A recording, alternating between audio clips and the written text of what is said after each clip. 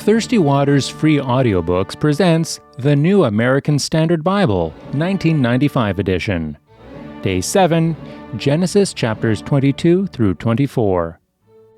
Genesis chapter 22, The Offering of Isaac. Now it came about after these things that God tested Abraham, and said to him, Abraham. And he said, Here I am. He said, Take now your son, your only son, whom you love, Isaac, and go to the land of Moriah, and offer him there as a burnt offering on one of the mountains of which I will tell you. So Abraham rose early in the morning, and saddled his donkey, and took 2 of his young men with him, and Isaac his son, and he split wood for the burnt offering, and arose and went to the place of which God had told him. On the 3rd day Abraham raised his eyes, and saw the place from a distance. Abraham said to his young men, Stay here with the donkey, and I and the lad will go over there, and we will worship and return to you. Abraham took the wood of the burnt offering, and laid it on Isaac his son, and he took in his hand the fire and the knife. So the 2 of them walked on together. Isaac spoke to Abraham his father, and said, My father. And he said, Here I am, my son. And he said, Behold, the fire and the wood, but where is the lamb for the burnt offering? Abraham said, God will provide for himself the lamb for the burnt offering, my son. So the 2 of them walked on together. Then they came to the place of which God had told him, and Abraham built the altar there, and arranged the wood, and bound his son Isaac, and laid him on the altar, on top of the wood. Abraham stretched out his hand, and took the knife to slay his son. But the angel of the Lord called to him from heaven, and said, Abraham, Abraham! And he said, Here I am. He said, Do not stretch out your hand against the lad, and do nothing to him. For now I know that you fear God, since you have not withheld your son, your only son, from me. Then Abraham raised his eyes and looked, and behold, behind him a ram caught in the thicket by his horns. And Abraham went and took the ram, and offered him up for a burnt offering in the place of his son. Abraham called the name of that place, The Lord Will Provide. As it is said to this day, In the mount of the Lord it will be provided. Then the angel of the Lord called to Abraham a second time from heaven, and said, By myself I have sworn, declares the Lord, because you have done this thing, and have not withheld your son, your only son. Indeed, I will greatly bless you, and I will greatly multiply your seed as the stars of the heavens, and as the sand which is on the seashore, and your seed shall possess the gate of their enemies. In your seed all the nations of the earth shall be blessed, because you have obeyed my voice.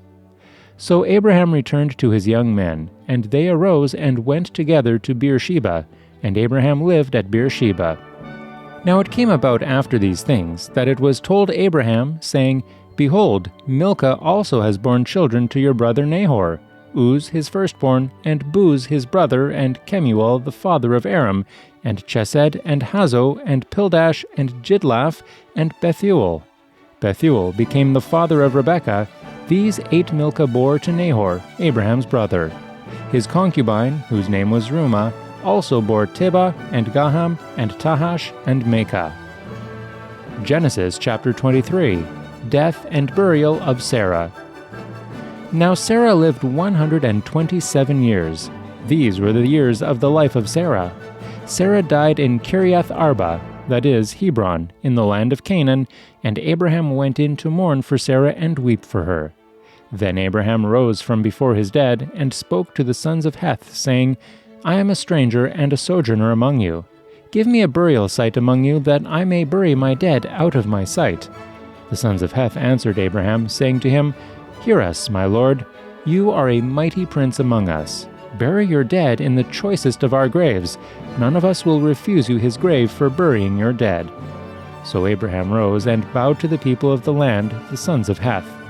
And he spoke with them, saying, If it is your wish for me to bury my dead out of my sight, hear me, and approach Ephron the son of Zohar for me, that he may give me the cave of Machpelah, which he owns, which is at the end of his field. For the full price, let him give it to me in your presence for a burial site. Now Ephron was sitting among the sons of Heth, and Ephron the Hittite answered Abraham in the hearing of the sons of Heth, even of all who went in at the gate of his city, saying, No, my lord, hear me. I give you the field, and I give you the cave that is in it. In the presence of the sons of my people I give it to you. Bury your dead." And Abraham bowed before the people of the land. He spoke to Ephron in the hearing of the people of the land, saying, "If you will only please listen to me, I will give the price of the field. Accept it from me, that I may bury my dead there." Then Ephron answered Abraham, saying to him, "My lord, listen to me. A piece of land worth 400 shekels of silver, what is that between me and you? So bury your dead." Abraham listened to Ephron, and Abraham weighed out for Ephron the silver which he had named in the hearing of the sons of Heth, 400 shekels of silver, commercial standard. So Ephron's field, which was in Machpelah, which faced Mamre, the field and cave which was in it, and all the trees which were in the field, that were within all the confines of its border, were deeded over to Abraham for a possession in the presence of the sons of Heth, before all who went in at the gate of his city. After this, Abraham buried Sarah his wife in the cave of the field at Machpelah facing Mamre, that is, Hebron, in the land of Canaan. So the field and the cave that is in it were deeded over to Abraham for a burial site by the sons of Heth. Genesis chapter 24. A bride for Isaac. Now Abraham was old, advanced in age, and the Lord had blessed Abraham in every way. Abraham said to his servant, the oldest of his household, who had charge of all that he owned, "Please place your hand under my thigh, and I will make you swear by the Lord, the God of heaven, and the God of earth, that you shall not take a wife for my son from the daughters of the Canaanites among whom I live. But you will go to my country and to my relatives, and take a wife for my son Isaac." The servant said to him, "Suppose the woman is not willing to follow me to this land. Should I take your son back to the land from where you came?" Then Abraham said to him, "Beware that you do not take my son back there. The Lord, the God of heaven, who took me from my father's house and from the land of my birth, and who spoke to me and who swore to me, saying, 'To your descendants I will give this land,' he will send his angel before you, and you will take a wife for my son from there. But if the woman is not willing to follow you, then you will be free from this my oath. Only do not take my son back there." So the servant placed his hand under the thigh of Abraham his master, and swore to him concerning this matter. Then the servant took 10 camels from the camels of his master, and set out with a variety of good things of his master's in his hand, and he arose and went to Mesopotamia, to the city of Nahor. He made the camels kneel down outside the city by the well of water at evening time, the time when women go out to draw water. He said, "O Lord, the God of my master Abraham, please grant me success today, and show loving kindness to my master Abraham. Behold, I am standing by the spring, and the daughters of the men of the city are coming out to draw water. Now may it be that the girl to whom I say, 'Please let down your jar so that I may drink,' and who answers, 'Drink, and I will water your camels also,' may she be the one whom you have appointed for your servant Isaac, and by this I will know that you have shown loving kindness to my master." Rebekah is chosen. Before he had finished speaking, behold, Rebekah, who was born to Bethuel the son of Milcah, the wife of Abraham's brother Nahor, came out with her jar on her shoulder. The girl was very beautiful, a virgin, and no man had had relations with her. And she went down to the spring and filled her jar and came up. Then the servant ran to meet her and said, "Please, let me drink a little water from your jar." She said, "Drink, my lord." And she quickly lowered her jar to her hand and gave him a drink. Now, when she had finished giving him a drink, she said, "I will draw also for your camels until they have finished drinking." So she quickly emptied her jar into the trough and ran back to the well to draw, and she drew for all his camels. Meanwhile, the man was gazing at her in silence to know whether the Lord had made his journey successful or not. When the camels had finished drinking, the man took a gold ring weighing a half shekel and 2 bracelets for her wrists weighing 10 shekels in gold, and said, "Whose daughter are you? Please tell me, is there room for us to lodge in your father's house?" She said to him, "I am the daughter of Bethuel, the son of Milcah, whom she bore to Nahor." Again she said to him, "We have plenty of both straw and feed, and room to lodge in." Then the man bowed low and worshipped the Lord. He said, "Blessed be the Lord, the God of my master Abraham, who has not forsaken his loving kindness and his truth toward my master. As for me, the Lord has guided me in the way to the house of my master's brothers." Then the girl ran and told her mother's household about these things. Now Rebekah had a brother whose name was Laban, and Laban ran outside to the man at the spring. When he saw the ring and the bracelets on his sister's wrists, and when he heard the words of Rebekah his sister, saying, "This is what the man said to me," he went to the man, and behold, he was standing by the camels at the spring. And he said, "Come in, blessed of the Lord. Why do you stand outside, since I have prepared the house and a place for the camels?" So the man entered the house. Then Laban unloaded the camels, and he gave straw and feed to the camels, and water to wash his feet, and the feet of the men who were with him. But when food was set before him to eat, he said, "I will not eat until I have told my business." And he said, "Speak on." So he said, "I am Abraham's servant. The Lord has greatly blessed my master, so that he has become rich, and he has given him flocks and herds, and silver and gold, and servants and maids, and camels and donkeys. Now Sarah, my master's wife, bore a son to my master in her old age, and he has given him all that he has.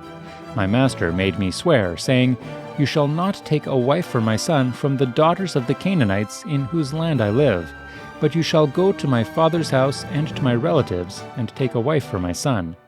I said to my master, 'Suppose the woman does not follow me?' He said to me, 'The Lord, before whom I have walked, will send his angel with you to make your journey successful, and you will take a wife for my son from my relatives and from my father's house. Then you will be free from my oath when you come to my relatives, and if they do not give her to you, you will be free from my oath.' So I came today to the spring, and said, 'O Lord, the God of my master Abraham, if now you will make my journey on which I go successful, behold, I am standing by the spring, and may it be that the maiden who comes out to draw, and to whom I say, "Please, let me drink a little water from your jar," and she will say to me, "You drink, and I will draw for your camels also," let her be the woman whom the Lord has appointed for my master's son." Before I had finished speaking in my heart, behold, Rebekah came out with her jar on her shoulder, and went down to the spring and drew. And I said to her, "Please let me drink." She quickly lowered her jar from her shoulder, and said, "Drink, and I will water your camels also." So I drank, and she watered the camels also.